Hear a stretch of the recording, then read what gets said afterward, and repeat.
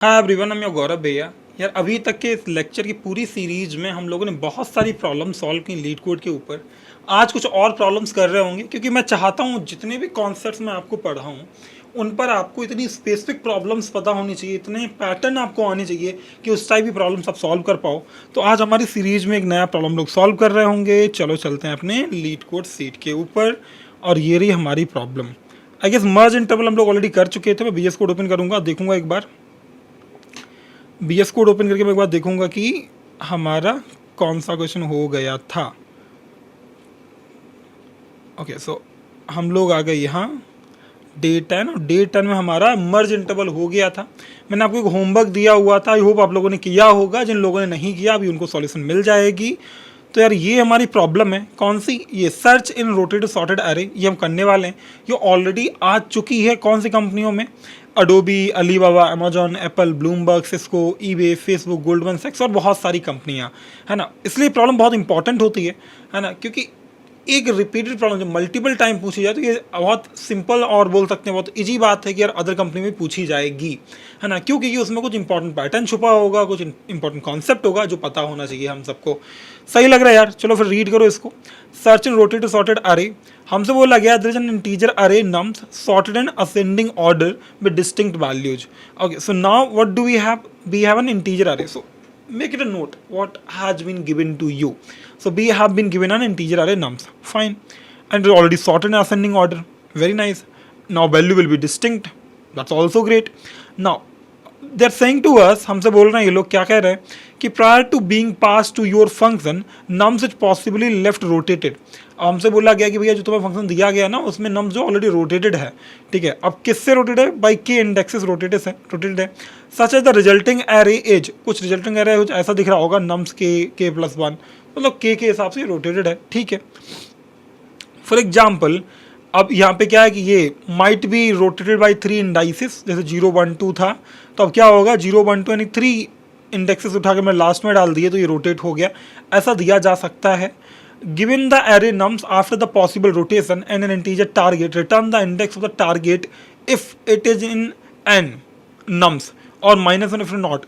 हमसे क्या बोला गया, हमें एक टारगेट दिया जाएगा, हमें पता करना है इस पर्टिकुलर अरे के अंदर है या नहीं है। अगर है तो वैल्यू में भेजनी है, उसका इंडेक्स में भेजना है। अगर नहीं है तो उस केस में हमें क्या भेजना होगा, -1 भेजना होगा, ठीक है। अब हमारी algorithm big of log n की टाइम कॉम्प्लेक्सिटी में होनी चाहिए। कुछ लोग बोले क्या मैं लीनियर सर्च लगा सकता हूँ? The answer is no. क्यों? क्योंकि उसकी जो टाइम कॉम्प्लेक्सिटी होती है बिग ऑफ एन होती है नहीं होती, मुझे बताओ आप।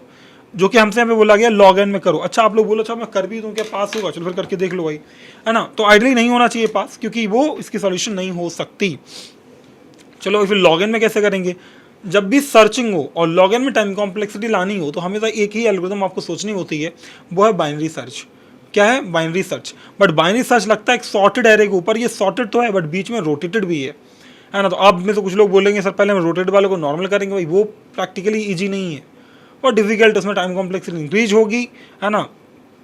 तो वो तो नहीं कर सकते। इसका मतलब है बाइनरी सर्च ही कैसे ना कैसे करके लगाना होगा। कैसे लगा सकते हैं बाइनरी सर्च इसके ऊपर, वो फिगर आउट करते हैं, ठीक है। तो चलो यार हम इस एग्जाम्पल को यहाँ पे ले लेते हैं, है ना। हमें सोचना होगा कि बाइनरी सर्च कैसे लगा सकते हैं, ठीक है। तो यहाँ पे 4, 5, 6, ठीक है, 7, 0, 1, 2। टारगेट हमें दिया गया है 0, हमें पता करना है इसका इंडेक्स कितना होगा। तो यार अब सोचो ना कैसे हम लगा देंगे इसको बाइनरी सर्च। उसके लिए हम लोग क्या मानेंगे, वही लेफ्ट मानेंगे, राइट मानेंगे, या फिर स्टार्ट और एंड मान लो। तो मैंने स्टार्ट मान लिया, मैंने एंड मान लिया। अब मिड निकालो भाई, मिड निकालोगे क्या आएगा, ये 0 इंडेक्स है, ये कितना इंडेक्स है, 6 इंडेक्स है ना, करेक्ट। 1 2 3 4 5 6 इंडेक्स है। मिड कैसे निकलेगा भाई, दोनों के सम को हाफ कर दो तो third index would be my mid. तो यहाँ पे ये आ गया मिड। अब मुझे पता करना होगा कि भाई मुझे कहाँ ढूंढना, मुझे लेफ्ट में ढूंढना है कि राइट में ढूंढना है। ऐसे करते थे बाइनरी सर्च में कि नहीं? बिल्कुल सही बात है, ऐसे करते थे। तो अब जो 7 आया है, जो मेरा मिड आया है, मुझे चेक करना होगा कुछ सर्टेन कंडीशंस के ऊपर कि भाई क्या मेरा जो मिड है ये स्मॉलर देन टारगेट है या ग्रेटर देन टारगेट है, पहले हमें वो देखना होगा, ठीक है। तो आप देखो भाई स्पीड से कि मेरा जो मिड आया है, वेदर माई जो मिड है ये स्मॉलर देन टारगेट है या ग्रेटर देन टारगेट है। तो भाई मेरे को पता चला कि जो मेरा मिड आया विच इज 7, ये ग्रेटर देन टारगेट है, ठीक है। So mid is greater than the target. तो इस सिनेरियो में हमें क्या करना चाहिए? अब आप बोलोगे मुझे एक बात बताओ, क्या आपको अगर ये मिड आपका खुद अपने आप में बड़ा है, मिड बड़ा है, तो क्या आपको लेफ्ट में देखना चाहिए, राइट में देखना चाहिए? आप बोलोगे असेंडिंग ऑर्डर में सॉर्टेड है, तो अभी मेरे लिए डिसीजन लेना मुश्किल है, क्योंकि ये रोटेटेड भी है बीच में कि मुझे लेफ्ट ढूंढना चाहिए, राइट ढूंढना चाहिए।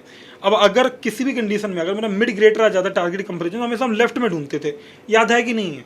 जब भी मेरा मिड ग्रेटर आता था बाइनरी सर्च के अंदर as compare to the target, तो हम लोग कभी राइट में नहीं ढूंढते थे। मैं पता होता राइट में हमेशा कैसी वैल्यू आनी है, राइट में जो वैल्यू आएगी हमेशा ग्रेटर आएगी, बट ये एक ऐसा रोटेटेड है, तो ये डिसीजन लेना बहुत मुश्किल है। बस समझ आ रही है? तो कुछ और भी फैक्टर्स हमें लगाने होंगे जो हमारी इस प्रॉब्लम को सॉल्व करेंगे कि भाई मुझे अब लेफ्ट में ढूंढना चाहिए, राइट में ढूंढना चाहिए। एक फैक्टर तो ये हो गया कि भाई ठीक है, मैं मिड के बिहाफ पे चीज़ों को देखूंगा कि मुझे लेफ्ट में ढूंढना चाहिए या राइट में ढूंढना चाहिए। ठीक बात है। अब अगर ऐसा होता है तो अब मैं कैसे डिसाइड करूँ मुझे लेफ्ट में जाना है, राइट में जाना है? उसके लिए आप स्टार्ट पॉइंटर ढूंढो। ठीक है, अब अगर ये तो ट्रू हो गया, अब अगर मिड ग्रेटर है टारगेट से, उसका स्टार्ट चेक करो, उसका स्टार्ट चेक करो कि भैया जो स्टार्ट है इट शुड ऑलवेज बी इधर लेस देन और इक्वल टू दी टारगेट, ये हमेशा होना चाहिए। ठीक है, कि भाई अगर लेफ्ट में तो स्मॉलर वैल्यू मिलनी चाहिए, नहीं मिलनी चाहिए भाई, तो मेरा जो टारगेट है इधर हो सकता है लेफ्ट पर ये अवेलेबल हो, तो लेफ्ट से हमेशा छोटा या उसके बराबर होना चाहिए स्टार्ट, है ना? जो कि ऐसा नहीं है, जो कि ऐसा नहीं है। बात है कि नहीं है बताओ मुझे? जो कि ऐसा नहीं है, ऐसा नहीं है। क्यों? क्योंकि भाई जो मेरा स्टार्ट है वहाँ पे तो वैल्यू 4 अवेलेबल है और मेरा टारगेट जो है 0 है, तो ऐसा नहीं है। इसका मतलब मुझे लेफ्ट में देखने की कोई ज़रूरत नहीं है, क्योंकि लेफ्ट में जो वैल्यू है वो ग्रेटर है। इसका मतलब राइट में कोई स्मॉलर वैल्यू के चांसेस हैं, राइट में स्मॉलर वैल्यू के चांसेस हैं। तो अब मैं क्या करूँगा, मैं राइट में बढ़ूंगा। मेरा जो स्टार्ट होगा वो कैसे आ जाएगा, मिड प्लस 1 हो जाएगा। ठीक है, मिड प्लस 1, तो मेरा जो स्टार्ट है वो क्या हो जाएगा, मिड प्लस 1। मिड प्लस 1 मतलब मेरा जो स्टार्ट है यहाँ 0 इंडेक्स से हट के 4th इंडेक्स पे आ जाएगा। अब मैं देखूंगा क्या मेरा मिड के बराबर मेरी वैल्यू आती है टारगेट की, तो आंसर जी यस, बराबर आ रही है, उस केस में 4 को रिटर्न कर दूंगा। बात समझ आ रही है क्या? बात समझ आ रही है कि हम लोग ना एक फैक्टर पर डिपेंडेंट हो नहीं सकते, है ना? यहाँ पे ना मल्टी फैक्टर्स एप्लीकेबल होंगे, जैसे यहाँ पे था, तो ये टारगेट मेरा जो मिड था वो तो ग्रेटर था, बट मुझे लेफ्ट में दिखना पड़ेगा कि मैं लेफ्ट में जा सकता हूँ नहीं जा सकता हूँ। वो जाऊँगा किसकी हेल्प से, लेफ्ट की हेल्प से। सिमिलरली मैं राइट में जा सकता हूँ नहीं जा सकता हूँ, ये मैं देखूंगा किसकी हेल्प से, राइट की हेल्प से। समझ गए? तो ये आपको बीच में कुछ फैक्टर्स लिखने होंगे, इसका हम ड्राई रन कर रहे होंगे प्रॉपर, तो समझ आएगी बात अच्छे से। ठीक है, तो मुझे क्या चाहिए भाई, पहले एक लेफ्ट चाहिए, लेफ्ट, इसको 0 मान लो, 0 इंडेक्स। लेकिन मुझे राइट चाहिए या स्टार्ट एंड कुछ भी आप मान लो यार, तो मुझे एक राइट चाहिए। राइट में कैसे निकालूंगा, नम्स डॉट लेंथ करेक्ट -1, इससे मुझे राइट मिल गया। अब मैं एक वाइल लूप लगाऊंगा, वाइल लूप का काम होगा कि जब तक मेरा लेफ्ट जो है लेस देन है, लेस देन और इक्वल टू किसके, राइट के। जब ये वाला सिनेरियो है तब तक भाई तुम चलते रहो, तब तक मुझे क्या करना होगा, एक मिड कैलकुलेट करना होगा। बट मिड का फॉर्मूला आपको पता ही है, रीजन्स भी आपको पता है, जब मैंने आपको बाइनरी सर्च और मर्ज सर्च पढ़ाया था। तो यहाँ पे फॉर्मूला क्या लगना चाहिए, फॉर्मूला लगना चाहिए मेरा start plus end minus start by 2। Reason आपको अच्छे से पता था कि ओवरफ्लो ना हो इंटीजर का, करेक्ट? बढ़िया, सही लग रहा है यार। अब मैं चेक करूँगा कि भाई क्या मेरे पास में जो नम्स मिड है, नम्स मिड है, क्या ये बराबर मेरे टारगेट के इक्वल है? अगर ऐसा होगा तो उस केस में मैं रिटर्न कर दूंगा उस इंडेक्स को, रिटर्न मिड, करेक्ट। बट अगर ऐसा नहीं है, अगर ऐसा नहीं, तो ये तो अभी तक बाइनरी सर्च ही थी। अगर ऐसा नहीं है तो फिर मुझे कंडीशन चेक करनी होगी भाई, क्या कि भाई अगर ऐसा नहीं है तो क्या ऐसा है कि मेरी जो वैल्यू है ना, क्या ये पॉसिबल है कि मेरी जो वैल्यू है, कौन सी वैल्यू, ये मुझे क्या लिखना होगा यहाँ पे, ठीक है, कौन सी वैल्यू हम लोग टारगेट कर रहे थे यहाँ पे, हम लोग टारगेट कर रहे थे कि मेरी जो मिड है,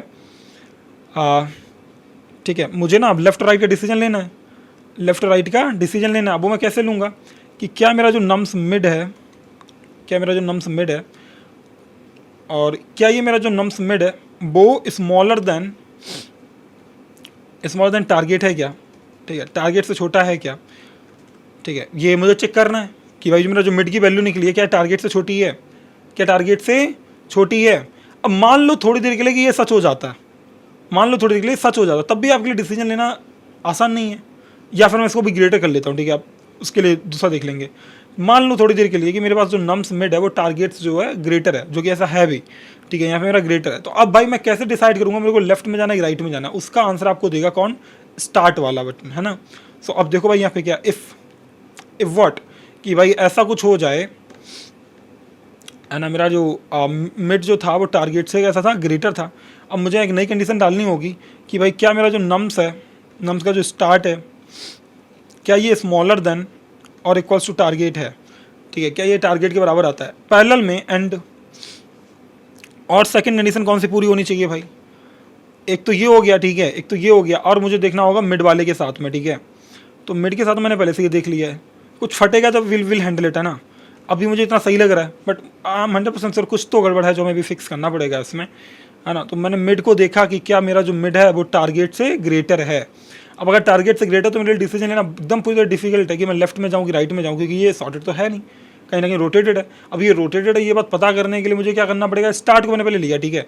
तो अगर मेरा जो स्टार्ट है वो टारगेट से छोटा आता है, किसके कंपेरिजन में आता है, टारगेट से छोटा आता है, साथ ही साथ में अच्छा एक पॉसिबिलिटी और है जिससे मुझे पता चलेगा कि भाई मैं असेंडिंग में हूँ या डिसेंडिंग में हूँ, ठीक है। एक तो ये मेरा स्टार्ट हो गया जो टारगेट से छोटा होगा। दूसरा मुझे लगता है स्टार्ट और मिड के बीच में भी कंपैरिजन एक होना चाहिए, स्टार्ट और मिड के बीच में। तो भाई उससे पहले मुझे पता लगा असेंडिंग है कि नहीं यार, ये कि भाई मेरा जो स्टार्ट है वो हमेशा मिड से छोटा होना चाहिए, ठीक है। स्टार्ट जो वो मिड से छोटा होना चाहिए, अगर ऐसा है तब ठीक है यार, यही वाली कंडीशन मैं यहाँ पे डालूंगा कि मेरा जो स्टार्ट है it should be less then किसके, मिड के कंपैरिजन। तभी मैं बोलूँगा ना कि लेफ्ट वाला साइड जो है वो मेरा असेंडिंग ऑर्डर है, करेक्ट, नम्स मिड, ठीक है। अब अगर ऐसा है तो मुझे चेक करना होगा क्या मेरा स्टार्ट जो है वो टारगेट से छोटा है, पहली बात। सेकंड बात, एंड क्या मेरा जो टारगेट है वो मिड से छोटा है, नम्स मिड, ठीक है। तो हम लोगों ने क्या किया, हम लोगों ने अब कंडीशन आसानी से डिसाइड कर पाएंगे हम लोग कि भाई कि पहले तो ये छोटा होना चाहिए इसके कंपैरिजन में। अगर ऐसा है तो मैं बोल सकता हूँ भाई ये असेंडिंग ऑर्डर में ऑर्गेनाइज्ड है, सही बात, ठीक है। मान लो ये सिनेरियो बनेगा, जब ये सिनेरियो बनेगा तो मेरा चेक करने की मुझे ज़रूरत है कि क्या मेरा जो वैल्यू मैं ढूंढ रहा हूँ क्या वो मेरा जो स्टार्ट से लाइक स्टार्ट क्या मेरा छोटा है, बराबर है टारगेट के, बात समझ आ रही है, टारगेट वैसे 0, तो द आंसर इज नो। ये नहीं चलेगा तो फिर अपने आप में ये लूप में जो कंडीशन होगी वो स्किप हो जाएगी, समझ गए। तो यहाँ पे अगर मान लो ये थोड़ी केस में थोड़ी ट्रू हो जाती, थोड़ी देर के लिए मान लो कि ट्रू हो जाती, मान लो मुझे 6 ढूंढना होता, तब मैं क्या करता, तब मुझे क्या करना होता, क्या मुझे इस वाले पार्ट में ढूंढने की जरूरत होती, द आंसर इज नो। तो उस केस में मुझे यहाँ पे क्या करना पड़ेगा, अगर ऐसा सिनेरियो बनता तो मेरा एंड मूव हो जाना चाहिए था मिड -1 से, और अगर ऐसा नहीं है तो मेरा स्टार्ट मूव होना चाहिए था मिड +1 से। बस मैं सोच रहा हूँ यार ना, मुझे ऐसा लग रहा है कि शायद ये प्रैक्टिकली पॉसिबल है, अगर नहीं होगा तो will figure out something else, ठीक है। एल्स अब आ जाओ यहाँ पे कि भाई मेरा स्टार्ट जो था वो स्मॉलर देन मिड नहीं था, इसका मतलब ये कि भाई कहीं ना कहीं आप रोटेटेड वाले पार्ट के अंदर हो, अगर ये वैल्यू ग्रेटर हो जाती है इसके कंपैरिजन में, तो उस केस में क्या होगा भाई, आप सॉर्टेड फॉर्मेट में तो नहीं हो। तो अब यहाँ पे एक नई कंडीशन आएगी भाई, इफ़ कि मेरा जो नम्स है, ठीक है, क्या मिड जो है पहले तो जो मिड है वो टारगेट से छोटा होना चाहिए, ठीक है। किससे होना चाहिए, टारगेट से, इक्वल्स टू टारगेट और लेस देन टारगेट, ठीक है। पैरेलल में जो टारगेट है वो लास्ट वाले से छोटा होना चाहिए, target should be less then किससे, और इक्वल्स टू मिड एंड, ऐसा होना चाहिए, ठीक है। राइट लिखा ना मैंने, स्टार्ट एंड तो लिखा नहीं है, अरे यार इसको बदल दो भाई, पहले इसको करो स्टार्ट, इसको करो एंड, ठीक है। नाम ही बदल दिया हम लोगों ने लास्ट में जाके, बात समझ आ रही है। अभी तो ड्राई रन में करूँगा तो पूरे अच्छे समझ आएगा, जब तो मैं ड्राई रन नहीं करूँगा आपको एकदम सर के ऊपर से जाएगा, बता रहा हूँ, ठीक है। तो अब यार ये हो गया मेरे पास, ठीक है। अब मुझे क्या करना होगा, मैंने ये सिनेरियो लिख लिया कि भाई एंड से छोटा होना चाहिए टारगेट, ठीक है। मतलब अगर ये सिनेरियो नहीं है, मतलब स्टार्ट मेरा स्मॉलर नहीं है, स्टार्ट ग्रेटर है।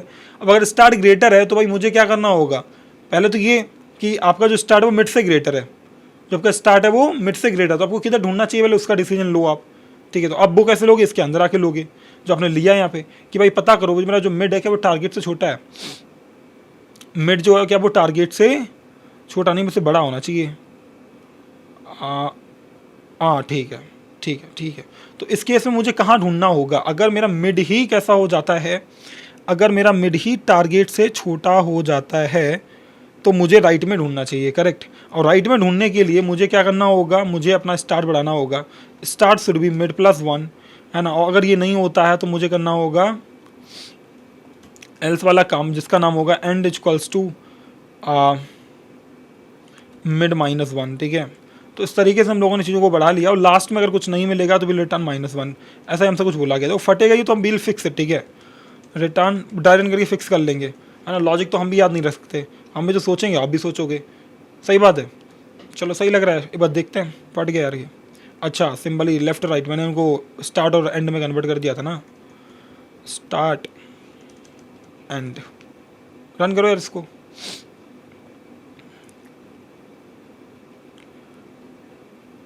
Error required but int found. कहाँ पे बात होगी भाई? अरे यार ये मिड कहाँ लिख दिया मैंने, मुझे लिखना था यहाँ पे नम्स। ठीक है, बढ़िया, अभी सही चल रहा है यार। अभी लग रहा है ये पास हो गया, मेरे सारे टेस्ट केस पास हो गए। मैं इसको सबमिट करूँगा तो देखते हैं कि यार चल रहा है कि नहीं चल रहा है। हाँ फट गया, ठीक है, बहुत सारे टेस्ट केस पास हो गए, बस एक फटा है। 193 पास हो गए 196 में से।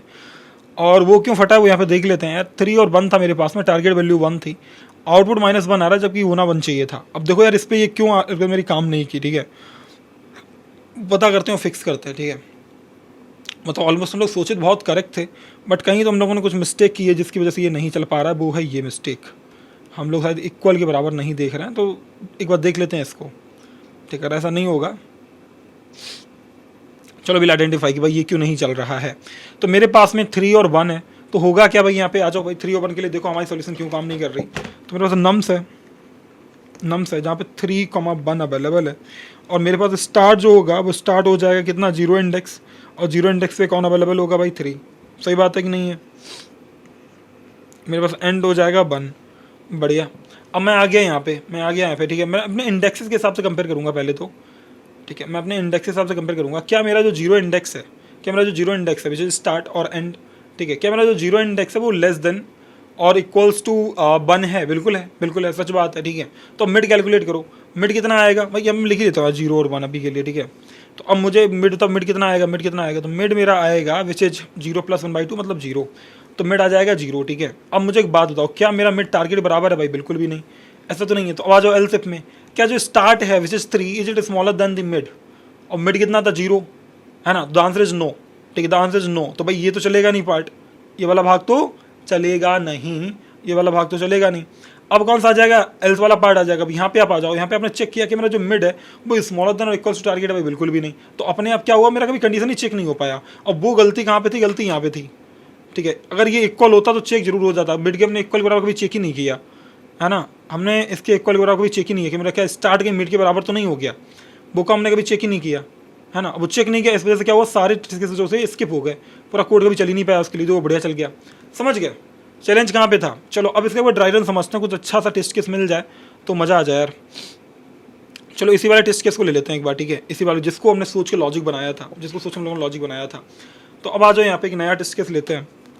ठीक है, नया टेस्ट केस लेते हैं, तो यार मैं एक नया स्लाइड ही ले लेता हूँ। ठीक है, मेरे पास एक नम्स नाम का एरे है जहाँ पे वैल्यू पड़ी हुई है 4 5 6 7 0 1 2। ठीक है, टारगेट वैल्यू क्या थी, 0 थी। जीरो थी। अब मुझे पता करना है भाई ये वैल्यू कैसे निकलेगी। तो मैंने एक काम किया कि भाई इसको बोल दिया कि भाई मेरा जो स्टार्ट इंडेक्स है अभी के लिए वो 0 है, मेरा जो एंड इंडेक्स है अभी के लिए वो 6 है कि नहीं है। मुझे कैलकुलेट करना होगा मिड, मैंने मिड निकाला, 0 + 6/3 आया। 3 आया कि नहीं आया? अब मुझे चेक करना होगा, याद करो वाइल लूप हम लोगों ने लगा के रखी थी जो हम लगाते हैं बाइनरी सर्च के अंदर। क्या start less than or equals to and है? क्या स्टार्ट लेस देन, मैं लिख दूंगा स्टेप नंबर 1। ठीक है, क्या start 0 is less than or equals to and है? बिल्कुल है, कंडीशन इज ट्रू। मिड भी आपने निकाल ली है, जब मिड आपने निकाल ली तो कंपेयर करो, क्या मेरे पास में जो वैल्यू आ रही है, मेरी जो वैल्यू आ रही है नम्स मिड, क्या ये टारगेट के बराबर है? क्या टारगेट के बराबर है? भाई बिल्कुल भी नहीं। मिड आती है 3 आता है 7 पे। ठीक है, तो 7 is not equals to target. ठीक है, तो ये तो फॉल्स हो गया। तब ये नहीं चला तो भाई कौन चलेगा पार्ट, भाई ये वाला पार्ट चलेगा। एल्सिफ में चेक किया जाएगा क्या नम्स का जो स्टार्ट है वो less than equals to mid है। यहाँ पे चेक करो कि इफ़ जो नम्स का स्टार्ट है कि less than equals to mid है, भाई बिल्कुल है। अब अगर ऐसा तो मैं एक बात बोल सकता हूँ कि ये वाला पार्ट सॉर्टेड है और असेंडिंग ऑर्डर में अवेलेबल है कि नहीं है? तो ये बात मैंने यहाँ पे बोल दी इसके कंपैरिजन से, इसकी वजह से। बढ़िया बात, ठीक है। अब ये बात तो होगी, बट अब कैसे पता चलोगे आपको लेफ्ट में मूव करना है राइट में मूव करना है? ये बात तो पता करनी होगी आपको। पहले वो देखना था कि वो असेंडिंग है कि नहीं, आपने देख लिया, अब आपको डिसाइड करना होगा लेफ्ट या राइट। तो अब आ जाओगे नम्स स्टार्ट जो वो टारगेट से छोटा होना चाहिए अगर वो असेंडिंग था तो। अब देखो भाई यहाँ पे अगला कि इफ जो नम्स स्टार्ट है which is 4 is it smaller than the target, the answer is no, it is not. तो अगर ऐसा नहीं है तो मुझे भाई इस वाले पार्ट में ढूंढने की कोई ज़रूरत नहीं है इस वाले, क्योंकि मेरा start was the smallest value, है ना, तभी मेरा स्टार्ट जो था मिड वाले से छोटा था। इसका मतलब ये पूरा ऑर्गेनाइज था। अगर ऐसा आता है तो इसका मतलब मुझे इस वाले पार्ट में ढूंढने की कोई वैल्यू ज़रूरत नहीं है। तो मैं क्या करूँगा भाई, मैं क्या करूँगा, मेरा ये एल्स वाला पार्ट चल जाएगा और स्टार्ट बन जाएगा मिड +1। क्या बन जाएगा? मिड +1। तो मेरा जो वैल्यू वो स्टार्ट है वो बन चुका होगा मिड प्लस वन, और मिड मेरा कितना था 3, तो 3 + 1 हो जाता है 4। बात समझ आ रही है? स्टेप नंबर 4, स्टेप नंबर 4 में क्या होगा कि भैया मेरा जो स्टार्ट है which is 4 is smaller than or equals to 6, the answer is yes, क्योंकि एंड ईयर हमें देखना ही होगा। अगर ऐसा है तो मिड कैलकुलेट करो, जब मिड निकाला आपने 4 और 6 से तो आया तो 5th इंडेक्स। अब चेक करो क्या 5th इंडेक्स जो है, the value on the 5th index which we have as 1, is it equals to the value of the target, the answer is no, it is not. फिर क्या होगा भैया, आप देखना होगा मुझे कि भाई क्या मेरा जो स्टार्ट है, is it smaller than the mid value, क्या 5th इंडेक्स से छोटा है भाई, क्या 0 मेरा 1 से छोटा है भाई, बिल्कुल चेक करो आप, क्या जो 0 है 1 से छोटा है, क्योंकि भैया ये क्या है, स्टार्ट है, और ये क्या है, मिड है, तो भाई बिल्कुल है। अगर ऐसा है, मैंने इक्वल लगाया हुआ है कि भाई अगर ऐसा है तो भाई मैं यहाँ पे आ जाऊँगा, अंदर चेक करूँगा, ठीक है। इसका मतलब मैं अभी असेंडिंग ऑर्डर में ही काम कर रहा हूँ। अब मैं आ गया इधर, ठीक है। क्या स्टार्ट जो टारगेट से छोटा है, क्या स्टार्ट जो है वो टारगेट से छोटा है, तो स्टार्ट मेरा कितना था भाई 0, और टारगेट नहीं, स्टार्ट मेरा कितना है, स्टार्ट इज 0, करेक्ट। यहाँ पे स्टार्ट जो है वो मेरा 4th इंडेक्स पे 0, क्या मेरा जो 0 वो smaller than equals to target है, हाँ भाई बिल्कुल है, एटलीस्ट इक्वल तो है ना, स्मॉलर नहीं है तो क्या हुआ। अब अगला देखो, क्या टारगेट जो है वो मिड से छोटा है या बराबर है मिड के, है ना। क्या 0 जो है, मतलब जो टारगेट 0 था, क्या मिड जो मेरे पास मारा है 0, क्या उसके बराबर है, बिल्कुल है। अगर ऐसा है तो मुझे एंड बढ़ाना होगा, क्यों, क्योंकि मुझे ना अब इधर ढूंढने की ज़रूरत नहीं है, तो मैंने अपना एंड बढ़ाया, और एंड मेरा बन के हो जाता है कितना, मेरा हो जाएगा एंड मिड -1, और मिड मेरा कितना था, ये 5th इंडेक्स हो जाएगा 4th इंडेक्स, मिड हो गया 4। अब क्या होगा, अगेन भाई वाइल लूप चलेगी, तो स्टेप नंबर 3 में क्या होगा, मुझे बताओ इस स्पीड से, मैं मिड फिर से कैलकुलेट करूंगा। पहले मुझे बताओ क्या 4 smaller than or equals to 4 है भाई, बिल्कुल है, ठीक है। अब मुझे अगली बात बताओ, क्या मेरे पास में जो वैल्यू ऑफ मिड है, क्या वो इक्वल्स टू टारगेट है भाई, बिल्कुल है, ठीक है। क्या जो 0 है वो 0 के बराबर है, हाँ भाई है। इसके मेरा मिड रिटर्न हो जाएगा which is 4th of the index. बात समझ आ रही है? तो आपको यहाँ पे क्या करना होगा, इंटरनली लेवल में आके चेक करना होगा कि मुझे लेफ्ट मूव करना है, राइट मूव करना है। देखो इस बात को समझना इतना आसान नहीं है। आप क्या करोगे, ड्राई रन करोगे, जब ड्राई रन करोगे तो समझ आ गया ये प्रॉब्लम बेसिकली सॉल्व कैसे हुई है, और होपफुली इतनी बात समझ आ गई होगी। टाइम कॉम्प्लेक्सिटी जब भी मेरी सर्चिंग की बोली जाएगी लॉग एन में, हमेशा मुझे बाइनरी सर्च के बारे में सोचना होगा, और हमें इस बाइनरी सर्च को 2 पार्ट में डिवाइड करना पड़ा। पहला पार्ट कि मैं यार असेंडिंग ऑर्डर लेफ्ट साइड में देखूंगा, दूसरा राइट साइड में ढूंढूंगा। मुझे साइड डिसाइड करने के लिए इंटरनल कंडीशंस लिखनी होंगी। एक बार आप गो थ्रू करो इस कोड को, ड्राई रन करो, नहीं समझा मुझे प्लीज़ बताना, है ना, वरना अगर आप ड्राई रन करोगे कायदे तो समझ जरूर आ जाएगा, है ना। बढ़िया, तो मैं इस वाले कोड को कॉपी कर लेता हूँ स्पीड से, और आपको ये कोड दे देता हूँ आपकी रिवीजन के लिए। चलो मैं नया बनाऊँगा फोल्डर पे डे 11, और यहाँ पे एक नई फाइल बनेगी मेरी LeetCode.md, और ये मैंने डाल दिया आपका क्वेश्चन, ठीक है,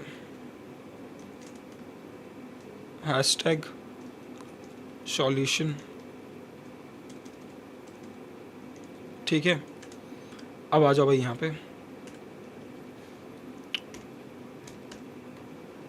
क्वेश्चन मैं यहाँ पे पेस्ट कर दूंगा एक नई लाइन पे, उसके बाद में इसके आंसर को भी यहाँ से उठा लूँगा और यहाँ पे पेस्ट कर दूँगा कि आपको ये आंसर मिल पाए, ठीक है। डिस्क्रिप्शन में चेक करना, ये आपको कोड मिल जाएगा, बट होपफुली आपको ये बात समझ आ गई होगी कि मुझे इस तरीके से कैसे परफॉर्म करना है इसको। बढ़िया, चलो अब अगली प्रॉब्लम पे जाते हैं। और नेक्स्ट प्रॉब्लम जो अपने पास है which is intersection of 2 arrays, है ना। और ये भी पूछी गई है Amazon, Apple, Bloomberg, Facebook, Google, LinkedIn, Microsoft, oracle, Salesforce, है ना, और बहुत सारी कंपनियों में, है ना। इंपॉर्टेंट प्रॉब्लम है, तो चलो यार इसको ओपन करते हैं, एक बार देखते हैं कि इसमें पूछा क्या गया हमसे, ठीक है। हमसे बोला गया इंटरसेक्शन ऑफ 2 एरेज, ठीक है। गिवन टू इंटीजर है nums1 nums2 return an array of their intersection, मतलब कॉमन वैल्यू मुझे रिटर्न करनी है। Each element in the result must appear as many as times it shows in the both the arrays, ठीक है। जितनी बार दोनों array में आया हुआ है उतनी बार देखना चाहिए, ठीक है।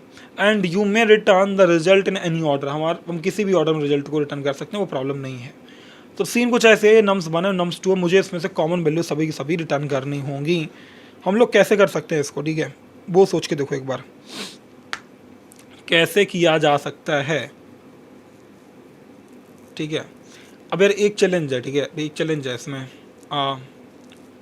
यार मुझे क्या लगता है, मतलब एक पॉसिबल भी मुझे जो लग रहा है कि मैं nums2 की हर एक वैल्यू को देखूंगा कि भाई इस nums1 में है कि नहीं है, और अगर वो nums1 में है तो मैं डायरेक्टली उसको उठा के, अब दो एक चीज़ एक बात और समझना बहुत ध्यान से, ये पॉसिबल है कि भाई इसमें एक ही बार आई हो, इसमें 2 बार आई हो, तो हमें चाहिए इंटरसेक्शन, तो अगर 2 बार आई है तभी 2 बार दे सकते हो, बात समझ आ रही है। तो ये इंडेक्सिंग की ट्रैकिंग रखना बहुत मुश्किल है अगर आप डायरेक्टली एरे के अंदर चेक करोगे एक ही वैल्यू करके, तो अच्छा, अब क्या कर सकते हैं, दूसरा एक ऑप्शन पॉसिबल है फ्रिक्वेंसी काउंटर का। आप एक काम करो, हर एक एलिमेंट की फ्रिक्वेंसी निकाल लो, ठीक है, हर एक एलिमेंट की फ्रिक्वेंसी निकाल लो, और जितनी बार इसमें से आया है उतनी बार उसकी फ्रिक्वेंसी कम से करके उसके रिजल्ट में डालते रहो। मैं क्या कह रहा हूँ समझाता हूँ एक बार स्पीड से यहाँ पे, ठीक है। माना कि मेरे पास में एक नम्स वन है,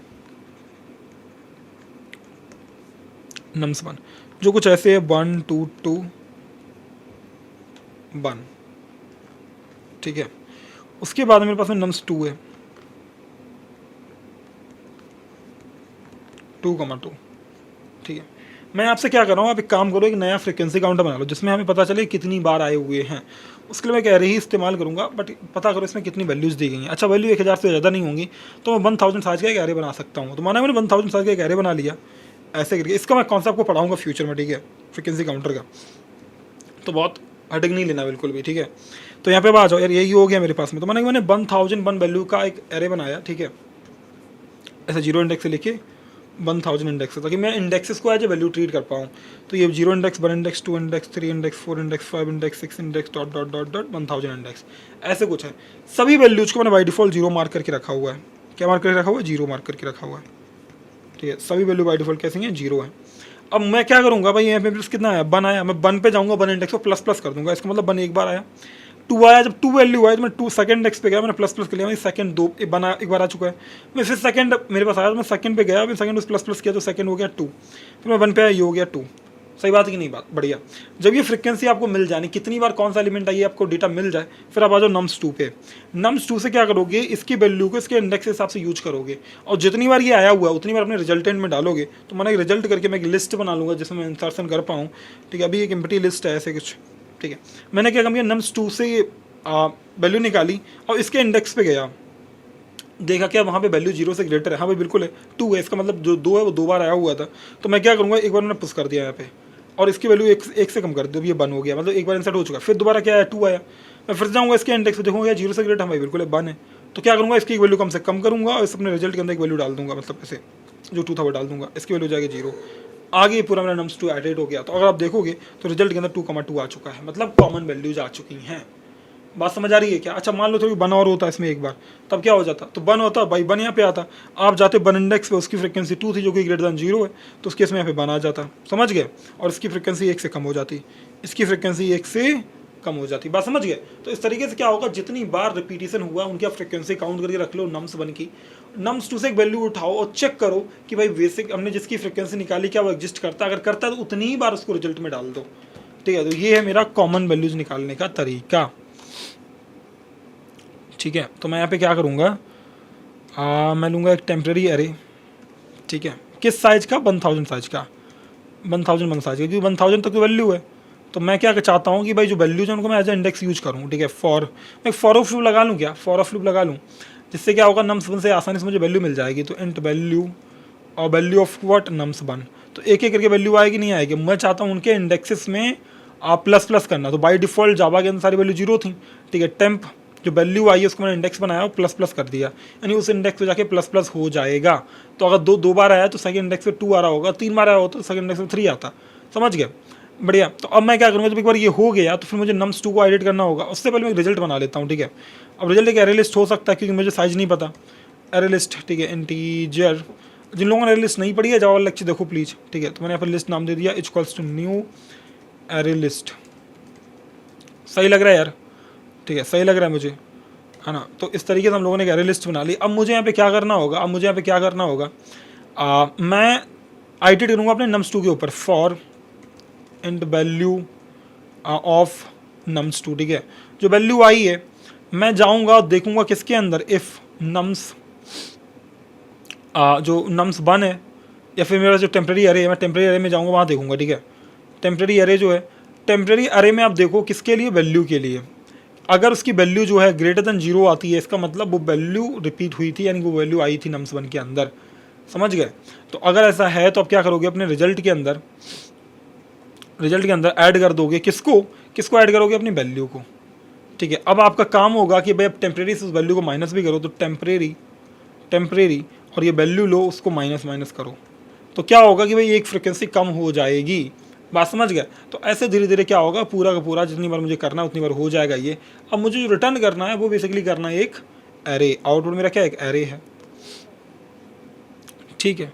तो मैं एरेज में कैसे करूँगा भाई, देख लो यार, एक नया रिजल्ट एरे बना लेते हैं। सो इंट कुछ भी नाम दे दो यार एक, अच्छा इसका नाम लिस्ट दिया हुआ है तो लिस्ट दे दो भैया, ठीक है। इंट रिजल्ट एक एरे बनाते हैं जिसका जो साइज रहेगा वो लिस्ट के साइज के बराबर रहेगा। सो न्यू इंट, और यहाँ पे मान लेता हूँ मेरा एरे का जो लिस्ट का नाम था लिस्ट डॉट साइज, इससे मिल जाएगा मुझे साइज। तो एक नया एम्प्टी एरे बन गया, कितने साइज का, जितने मेरे पास में यूनिक वैल्यूज़ थी, मतलब दोनों में कॉमन इंटरसेक्शन वैल्यूज़ थी। अब मुझे एक एक करके वैल्यूज़ में डालनी होगी, तो मैं लगाऊंगा फॉर लूप और int I equals to 0 index से शुरू करके I should be less than list dot size, जिसमें वैल्यू मेरी सारी पड़ी हुई हैं, ठीक है, साइज, और उसके साथ साथ आई प्लस प्लस। अब जितनी भी वैल्यू मेरी लिस्ट के अंदर पड़ी थी मैं अपने एरे के अंदर डाल दूंगा। तो result I equals to list dot get I, ठीक है। तो मैं लिस्ट से अपना आई की वैल्यू निकालूंगा और रिजल्ट में डालूंगा और लास्ट में अपने रिजल्ट को रिटर्न कर दूंगा, रिटर्न रिजल्ट। बात समझ आई क्या यार? ऐसे कुछ ये प्रैक्टिकली पॉसिबल है कि मैंने सभी की फ्रिक्वेंसी काउंट कर ली और जितनी बार वो रिपीटेडली आए हुए थे उतनी बार मैंने अपने रिजल्ट नाम के एरे में पुश करा दिया उनको। बात समझ आ रही है? और लास्ट में उन्हें कन्वर्ट कर दिया एक नॉर्मल एरे के अंदर। अच्छा, इसकी टाइम कॉम्प्लेक्सिटी कितनी होगी? तो मैंने कहीं ना कहीं 2 लूप यूज किए बट सभी सेपरेट हैं, तो बिग ऑफ एन ही रहेगी, क्योंकि भाई इसकी एन और तो 3n बिग ऑफ एन ही होती है। कॉन्स्टेंट को आप इग्नोर करते हो। स्पेस कॉम्प्लेक्सिटी अगर आप देखोगे तो बिग ऑफ एन आ सकती है इस वाले सिनेरियो की वजह से। यहाँ तो एक फिक्स्ड है बट यहाँ वाले सिनेरियो की वजह से बिग ऑफ एन आ सकती है। समझ गए? मतलब बोल सकते हो आप ये भी अगर चाहो तो फिक्स बोल सकते हो, क्योंकि 1001 तक ही है, उससे ज़्यादा जा नहीं रहा, ठीक है। तो स्पेस मेरी फिक्स हो गई जबकि time complexity big of n हो गई। बात समझ आ गई क्या सभी को? एक अच्छी सॉल्यूशन थी। अब मैं एक होमवर्क में आपको नई प्रॉब्लम दूंगा और मैं क्या करूँगा भाई, पहले इसको उठाऊँगा और ये उठाने के बाद मैं जाऊँगा आपके गिटअप पे, ठीक है। मैं आ गया आपके गिटअप पे, हैशटैग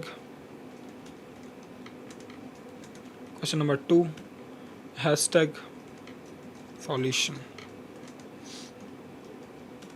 ठीक है। और यहाँ से मैं इस कोड को उठा लेता हूँ और ये मैं आपको दे दूँगा।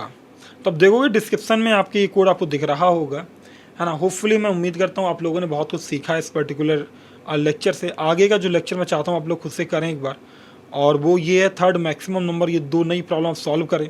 ये मैं लिटरली चाहता हूँ कि अब ये 2 से 3 प्रॉब्लम सॉल्व करें, ठीक है। 5, 6, 7 ये होमवर्क है, प्लीज़ ट्राई करो, है ना। अब टाइम आ गया कि अब ट्राई करो, है ना। अब ट्राई नहीं करोगे तो भाई फिर कुछ फ़ायदा नहीं होगा, ठीक है। इसलिए मैं चाहता हूँ ट्राई करो। बढ़िया। तो ये हो गई मेरी 3 प्रॉब्लम, जिनको मैं बना देता हूँ बुलेट्स में ताकि आप आसानी से एक्सेस कर पाओ, ठीक है। और इसको मैं पुश कर देता हूँ कोड को।